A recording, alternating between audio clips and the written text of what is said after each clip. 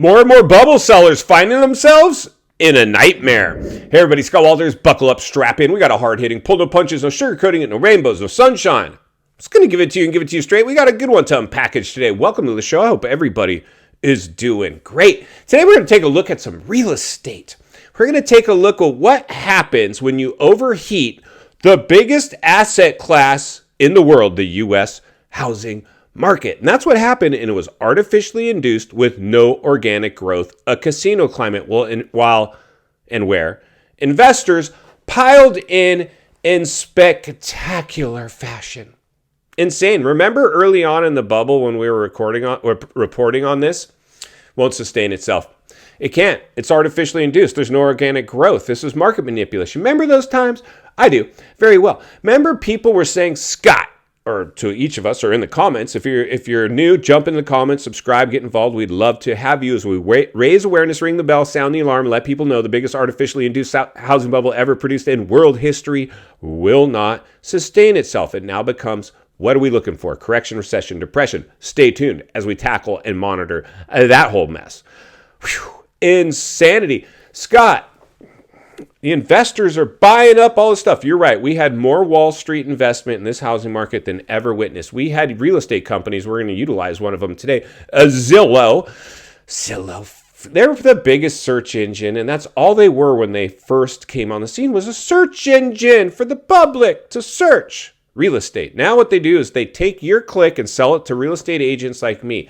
Hey, Scott, you want to buy our leads? We got qualified, motivated buyers in your area. $1,000 a month. I can give you one zip code. That's the type of stuff I would hear in what Zillow does. They're selling your click, and they're painting a picture where you're just browsing, but they're telling agents you're a qualified and motivated buyer. No, you're not. You're surfing the internet. Insane. Well, they drank the Kool-Aid and got involved with iBuying. iBuying, remember, that works great in a real estate bubble. In a real estate decline, not so good anymore. They took a huge haircut, stocks went into the tank, and they suspended and liquidated all their holdings with the iBuyer program. Pretty much everybody has. So you can kiss it goodbye. Airbnb, another platform, did great in the bubble, evaporating before our very eyes. Wall Street, Blackstone, all these big corporations did great in the real estate bubble. Now they're liquidating. We're just scratching the surface. Don't even get me started on commercial real estate. That's the elephant in the room. That's the potential black swan. But today, because we're a real estate channel, I like to gear you guys on the right way to look at real estate. If you're out there online checking out real estate, which I urge you to do, whether you're buying today, tomorrow, next week, next year, whenever, because I want you to poise yourself to be comfortable in that environment and what you want to see out of your agent. Not trying to be warm and fuzzy and not offend the selling side, because I might have to work with them again in the future. Who cares? Put your client's needs before your own. That other selling side agent, or whichever side you're on, would throw you under a bus right now for a commission. Stop worrying about hurting feelings. You're just worried about your own commissions. Get out of your own way. That's why you never want an agent in worse shape than their clients. And agents are dropping like flies, and they drank the Kool-Aid in the euphoric. This time is different. I'm a real estate agent. Now they got under cost of living reflective of their euphoric bubble income that's gone. Panic mode for a lot of them out there. The seasoned ones that have seen this before, maybe even warned a little bit. Maybe they're weathering the storm, and they've been through some boom-bust periods, so they understood this isn't going to last forever, and they insulated themselves. But unfortunately, most people live some TikTok, Instagram, Facebook life where they're showing off, and they got to have the right car and look perfect. Whew. Being rich is not having a payment, in my opinion. Whatever you got to do to not have a payment. They financed the illusion of wealth based on temporary income. But today we're going to jump over to an area of the country that's still way overvalued. They had huge run-ups, and we know where it's going to be. Take a guess what state we're visiting for, folks. Huge run-ups. Euphoria on steroid. California. That's where I'm sitting today. California. We're going to visit an area just hours from where I'm sitting today that has no business of getting euphoric. Where I'm sitting, I live in an episode of $1 Million District, a $1 Million Listing, the $1 Million District, right? There's no bad area where I live. What was used to be our bad areas are not bad by any stretch compared to the areas that we're going to look at now. We have no gangs here. We've got some homeless now. All of a sudden, homeless populations seem to be springing up more and more on every block. But that's just another byproduct of current policy failing us. You can't furnish the gutter people are in. They won't get out of the gutter. We're this handout nation. Oh, we can't hurt any feelings. We got to make sure we give free money to everybody. No. Insane. We're going backwards. We're putting fuel on that fire. But today we're going to conquer a little real estate. We're going to take a field trip to Oakland, California, right outside the Bay. But Oakland is not typically the area you don't, it's like, wait, if you could move anywhere in the world, where do you want to go? Oakland. That's not that place. But that's what happened to them. Their prices went crazy, like it would be a place where you are like, that's a destination city. That's where I want to ride off into the sunset. Insane. And now they're having a huge problem with their real estate. It's not going to sustain itself. Whew, insane. So just for kicks and giggles, let's jump over to a current listing in Oakland, California. Take a look around. Then we'll meet back here and wrap this one up. Let's get started. All right, friends, buckle up, strap in, roll up your windows, lock your doors, maybe even put on that face mask if you still have one. We're rolling into Oakland, California, although it's not all rainbows and sunshine over here. Now let's bring up our featured property, courtesy of our good fuzzy friends and failed iBuyers, Zillow. Everything on your map going through the kiss of death, price reductions.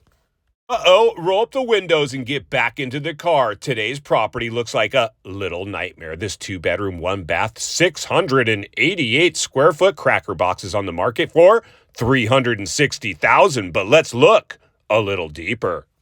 That price, I'm sure it's move-in ready and a gem to say the least. Wrong again. This thing looks like a nightmare. Somebody went on the market and clearly is in distress. Let's read a little of its description.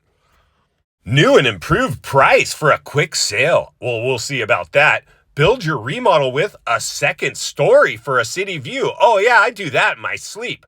Perfect for sweat equity, not too big and not too small. Bring your contractor. More like bring your bulldozer.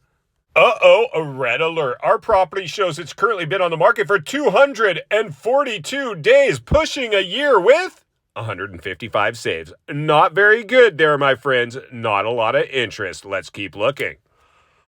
It seems somebody's drank the economic Kool-Aid. Our property's stuck on the market at $360,000 after multiple price reductions for almost a year.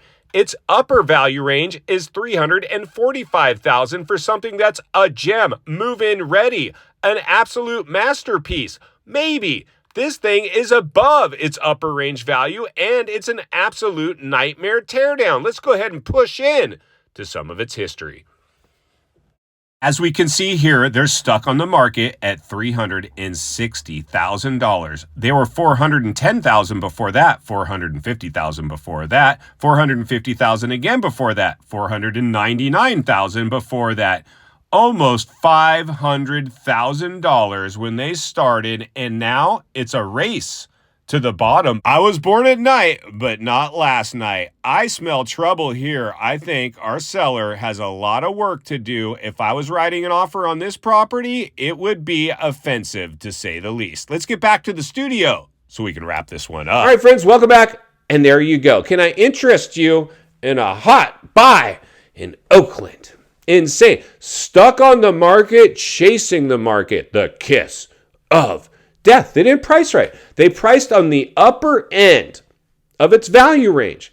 And they show like, excuse my French, a turd. They showed horrible. Now, they had euphoric recall. Why, you ask? Well, of course, I'm going to tell you. Because in the euphoria, I could have plopped that thing on the market, not even put a sign in the house, not even a sign in the yard, not even had to hold an open house, taken cell phone photos instead of professional photos, which that's all that house warranted anyway. No reason to get drone out there. There's nothing to sell. But that house would have sold in the euphoria prior to interest rate hikes. They've got euphoric recall and they're stuck on the market chasing the market. They started their journey at around 500 grand for a horrible looking place. They're now approaching threes, in the mid threes, and still stuck on the market. I would hate to be the agent going to my seller. Still no offers. I suggest another price reduction.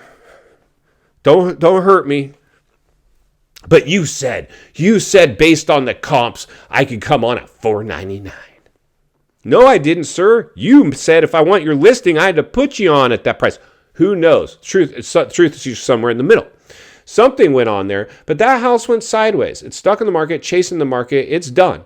That house is virtually done. My guess is, it's probably pretty close to going bank owned, because if you started at 5 and you're approaching 3, unless you own it free and clear and you have the time to toy around with that, maybe. But regardless of the case, that is not a good look for a seller, a house, Oakland, or our economy, or the market as a whole. In final thoughts, I come to you as a friend, as a content creator, as a real estate guy that wants to see you not only win in real estate, but win in life. Understand the waters you're swimming in now is shark infested. Oakland, welcome to the swimming pool. We took a look at a listing today that does not look good. I don't care how euphoric you got in Oakland. When you get houses doing that, that is not a good sign. The higher you go, the harder you fall. We looked at a property clearly in free fall today. My fear is we're going to see more and more of these situations pop up all around the country. That's why I'll be here to blow the lid off it every step of the way.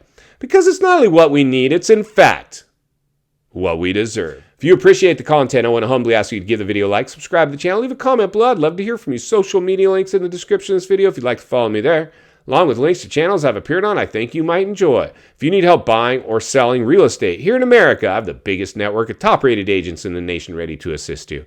It'd be our honor and our privilege to do so. Email in the description for you as well. Also, if you're watching from your television set today and you enjoyed this video, you're going to love the next video. And there's an easy subscribe icon for your convenience. As always, thank you for your time. Please go make it count today. God bless. I'll see you on the next video.